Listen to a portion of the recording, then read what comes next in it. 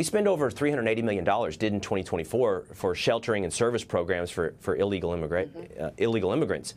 But the vast network of NGOs that help facilitate it through Panama, through Mexico, and make it a landing spot here in the United States is a massive contributor here to illegal immigration. So what you're telling us today is that now stops? At least the federal funding of that stops? Mm-hmm.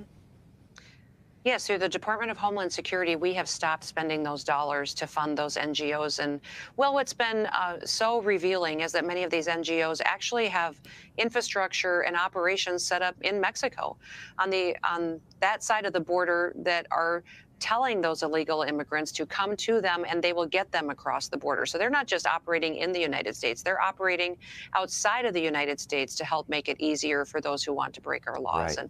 And well, I was one of those Americans that years ago, when somebody said NGO to me, I thought, oh, that's amazing. That's a nonprofit that's out there telling somebody about Jesus or spreading faith and salvation or doing good work and charitable work, helping people that are less fortunate. And then I realized over the years it's been perverted into this shadow government. An NGO is sometimes an operation that does things that the government cannot do. Okay, so now let's turn back to the border quickly. Now joining me is the Department of Homeland Security Secretary Noem, who has an exclusive announcement on more action her department is taking. Secretary, thanks for being with us here today. I understand you have something to share with us that we haven't heard yet about what you're going to be doing at DHS. Yes, well, thank you, Will, for inviting me to be with you. Today, we are announcing that we have stopped all grant funding that's being abused by NGOs to facilitate illegal immigration into this country. Flashback. The city of Aurora is going to investigate and make a list of nonprofits helping migrants. The resolution passed by the conservative city council majority states the claims that the state government and city of Denver were placing migrants into Aurora. I think that the people of Aurora have a right to know. Councilwoman Danielle Durinsky, a Republican, is calling for an investigation. Her resolution calls on the city manager to look into nonprofits helping migrants in the community.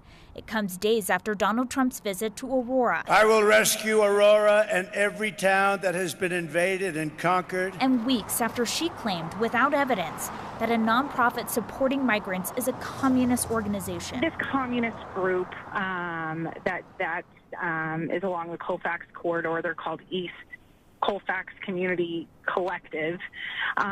They went out and propped up the folks that are living there, wrote signs for them, you know, and propped them up out there saying, you know, there's no gangs here. Her resolution to city council says the state and Denver have intentionally placed migrants in Aurora, and it orders the city manager to investigate whether that's true. How much money went towards it, what the state's involvement was, what the city of Denver's involvement was. A yes vote by council, which has a Republican majority, means the city manager will create a list of nonprofits that have received funding to help migrants. So it's amazing to me the hundreds of millions of dollars that have been spent by the federal government that has been sent to NGOs to facilitate this invasion of our country. So I've taken action to stop those funds, to reevaluate them, and to make sure that we're actually using the taxpayer dollars in a way that strengthens this country, that keeps us safe. So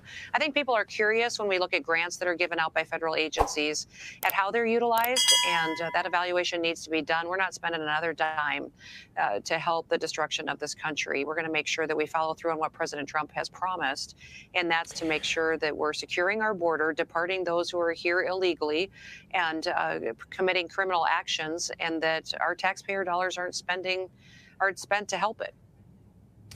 And, Madam Secretary, I don't think people fully understand the role that NGOs play, many NGOs play, in facilitating illegal immigration. I just want to share these numbers with everybody up on the screen. We spend over $380 million, did in 2024, for sheltering and service programs for illegal immigrants.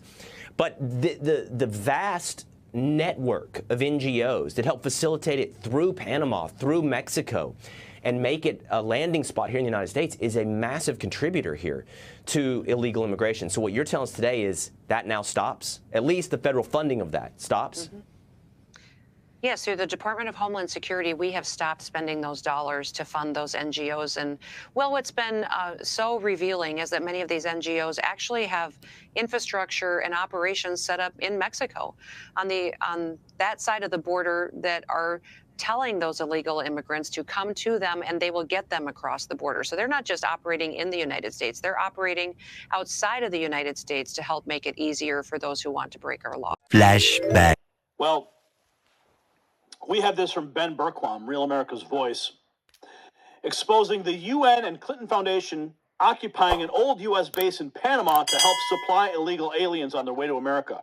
The Clintons are involved. You want to talk about a real tragedy? It's right here in the canal zone of Panama City. This whole facility used to be controlled by the U.S. government. It was a military base to protect the Panama Canal. Jimmy Carter gave it away, and now it's basically been taken over by the United Nations and NGOs. One of those right here, OIM, Organization of International Migration. They're the same organization that were handing out condoms and birth control to illegal aliens before they came over the Darien Gap into Panama. Rather than saying, stop, don't do it, they said, here's some condoms, here's some birth control for when you get raped on the way. That's how disgusting these organizations are. They pretend to be good, and all they're doing is feeding on human misery. And this entire facility here, almost every single building here now is either United Nations operation. You've got UNICEF on the other side of this building. You've got the UNHCR. Now they have two buildings. That's the refugee side of the United Nations. They've got two buildings because they've had to expand. They got too big for this. And on top of that, you even have the Clinton Foundation out here.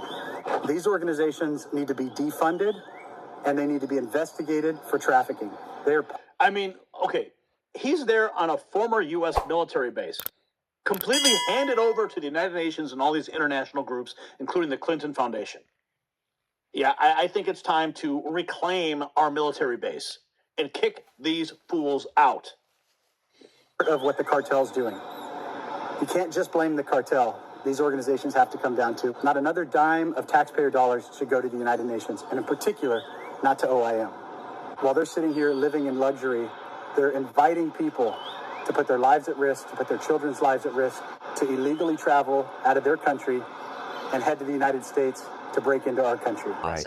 And well, I was one of those Americans that years ago, when somebody said NGO to me, I thought, oh, that's amazing. That's a nonprofit that's out there telling somebody about Jesus or spreading faith and salvation or doing good work and charitable work, helping people that are less fortunate. And then I realized over the years it's been perverted into this shadow government. An NGO is sometimes an operation that does things that the government cannot do, can't legally do. So they create an entity to use government dollars, taxpayer dollars, to do something that the federal government isn't allowed to do, to do a shadow government operation that really has been used recently to undermine our country's national security.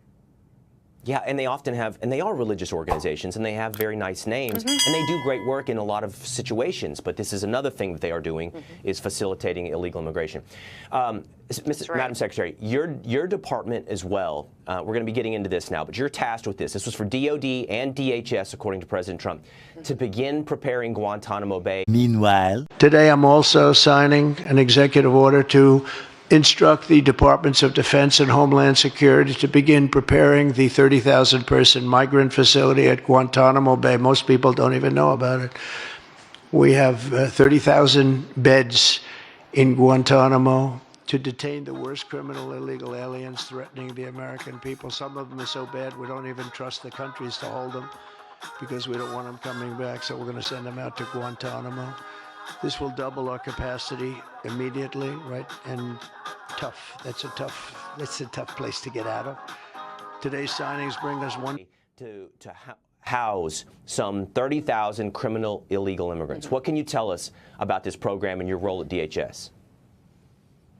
Well, Guantanamo Bay is already being utilized in this manner. There's already facilities there that are housing illegal immigrants, and it's the worst of the worst that are kept there. Since the United States decided to use it as a detention camp for the war on terror, it has become one of the most contentious places in the world. The first camp built, we're on Bravo Block, typical outdoor camp that has 48 cells in it. This is no holiday camp. It's a place where everything is tightly controlled. It was originally designed, this was a medium security facility, but as we know, we don't have any medium security terrorists, so we had to do some modifications when we got here. So it's 22 hours in these cells. Approximately, yes. It's a long time in these cells, isn't it? Well, we feel that we're following the spirit of the Geneva Convention, which is to offer the 2 hours of outdoor recreation. We currently have approximately a dozen hunger strikers. This is a tube that is actually used. It is threaded through the nostril down into the stomach. The detainees are medically restrained while the procedure is performed. Many times those who are sent there are gang members, people that have created terrorist activities in the United States of America and have been a real danger and threat to our people. So what we'll be doing is utilizing our resources to expand the capacity there and to make sure that as we continue to do what President Trump has talked about and in deporting people who are here illegally and are making our streets much more dangerous, is that we're going to utilize Guantanamo Bay to a more expansive a purpose, and that we will be going and putting resources there to make sure we have the space to getting people out of this country right away that will make sure our country much more safe. All right. Secretary of DHS, Kristi Noem, thank you so much for unveiling that new information about NGOs and Guantanamo Bay right here with us on The Will Cain Show. Thank you. Thank you, Will. We'll talk soon.